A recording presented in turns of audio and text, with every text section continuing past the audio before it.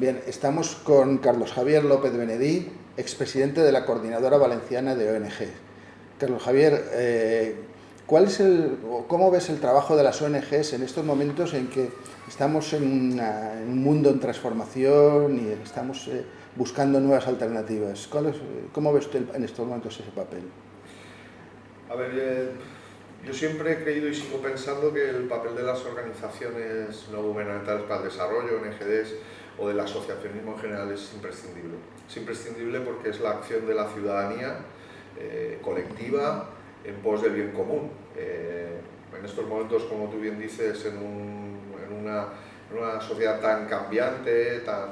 que se transforma a tanta velocidad, con el cambio del paradigma tecnológico, con las formas de comunicación, con la globalización y demás, sigue siendo imprescindible la acción ciudadana, en lo local y en lo global, desde la perspectiva personal y colectiva. Y la lucha contra la pobreza que están desarrollando las organizaciones no gubernamentales para el desarrollo desde los países con más posibilidades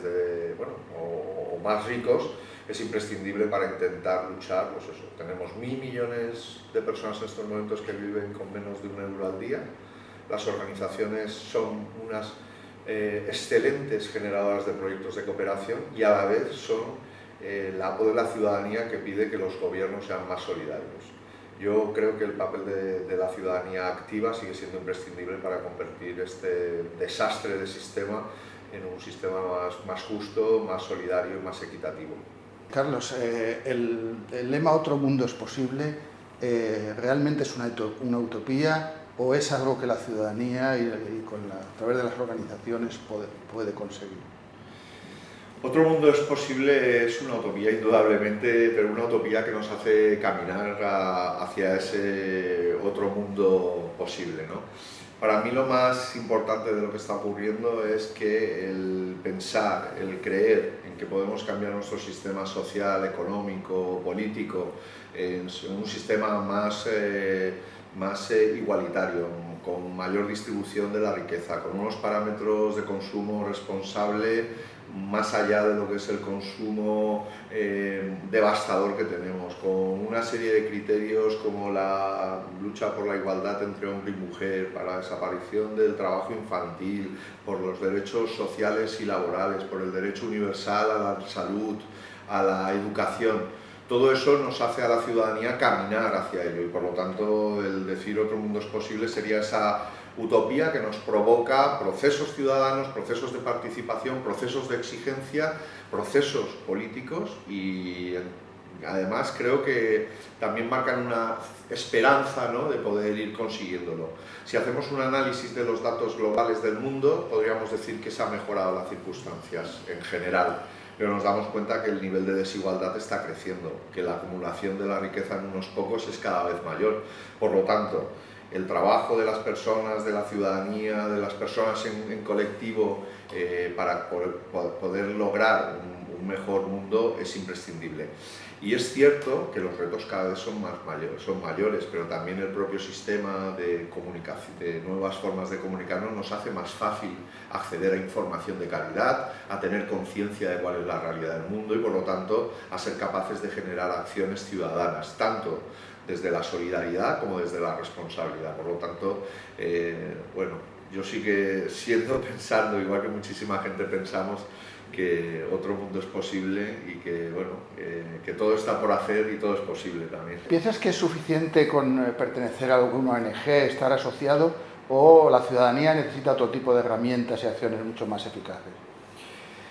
A ver, es verdad que el comportamiento personal o individual es la base de cualquier proceso colectivo.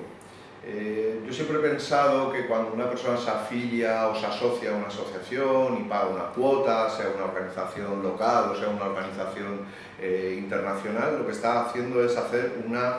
primera aproximación a transformar, ¿no?, con esa vocación económica. Cuando las personas optamos por dar un tiempo de voluntariado, estamos haciendo una aportación mucho más potente porque el tiempo de vida creo que es lo más valioso.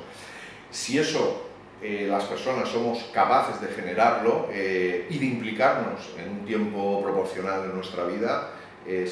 cuanta más gente lo hagamos, más fácil va a ser transformar. Es verdad que son importantes los procesos de incidencia política, es decir, hay que transformar nuestra sociedad desde los gobiernos y para eso hay que ser capaces de incidir desde dentro del sistema de representación como desde fuera para cambiar los paradigmas de la búsqueda del bien común, que al fin y al cabo son los gobiernos,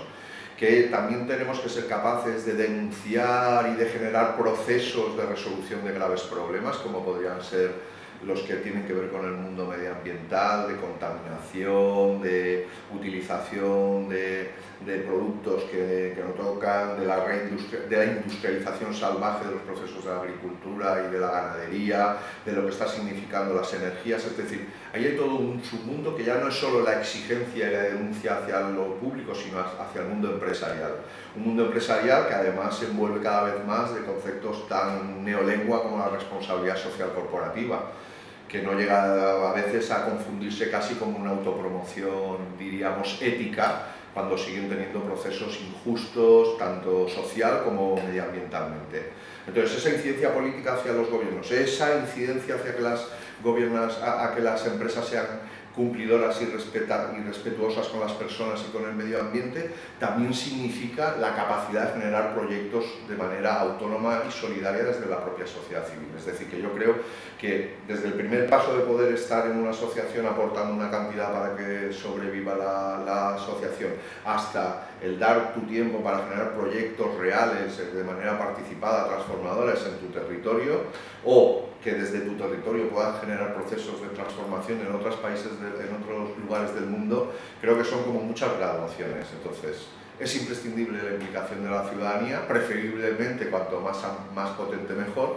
pero también no hay que quitarle valor a la pequeña aportación económica o a la pequeña 2 horas que puedas estar en la asociación del barrio o en acciones simplemente de hacer una denuncia digital, ¿no?, para poder conseguir algún cambio normativo, alguna acción de denuncia concreta en la conservación de la naturaleza, o incluso de poder hacer que una empresa esté cambiando de criterios de producción o de distribución comercial. Tu vida profesional ha girado durante muchísimos años en torno a la gestión cultural. ¿Cómo enlaza un trabajo tan profesional y tan dirigido a la ciudadanía, pero de otra manera, desde el sector cultural, con todo lo que hemos estado hablando hasta ahora? Bueno, yo creo que lo más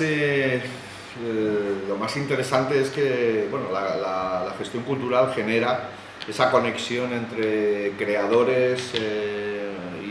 ciudadanía, ¿no? Y cuando la perspectiva de la cultura es una perspectiva no exclusivamente comercial, no de satisfacción del ocio, ¿no?, o no de la satisfacción exclusivamente de manera comercial, sino estamos hablando de una cultura que lo que quiere provocar es transformación, se conectan perfectamente los valores de solidaridad, de transformación social, de participación ciudadana, porque lo que se está haciendo es que a partir de las artes plásticas, a partir de la palabra, del libro, a partir del audiovisual, a partir de cualquier otra de los ámbitos más minoritarios, puedas generar que la ciudadanía sea interpelada, sea generadora de posibilidades de transformación, sea interpelada a la participación. Entonces, para mí gestionar cultura siempre ha sido esa interface, ¿no?, entre ciudadanía y creadores y creadoras, con una vocación de participación o de transformación social. ¿Qué ocurre? Que además el poderlo hacer desde la universidad te genera un valor añadido, es poder conectar la comunidad académica, la gran cantidad de investigadores, de profesores y profesoras que están generando conocimiento, que están generando ciencia, y que eso, poderlo conectar también con la ciudadanía desde la gestión cultural en la universidad es aún, si cabe, más apasionante, porque sigue siendo una forma de intentar provocar, hacer una ciudadanía más activa, más participativa, más consciente, más formada, más democrática. Y bueno, la verdad es que es un privilegio el poder estar combinando lo que es cultura, universidad y participación ciudadana. Serían tres pilares imprescindibles para transformar la sociedad, ¿no? Y bueno, y eso es el privilegio que hacemos desde el Colegio Mayor Rector Peset, ¿no?, de la Universidad de Valencia, el poder generar esos procesos. no solo también de los propios creadores, sino también de las organizaciones sociales, ¿no? El poder estar trabajando con las redes de organizaciones y con organizaciones cada una en sus ámbitos temáticos, que son las que generan también las propias actividades, el poder sinergiar lo público con la iniciativa social, desde espacios con gran libertad de pensamiento y de creación, como es una universidad, pues la verdad es que es una gozada, ¿no? Para finalizar, una pregunta que yo creo que interesa a nuestros lectores y en este caso espectadores de estos youtubers. ¿Consumo o participación? Es decir, hablamos de consumo cultural o hablamos de participación, incluso una palabra que aparece que es autogestión.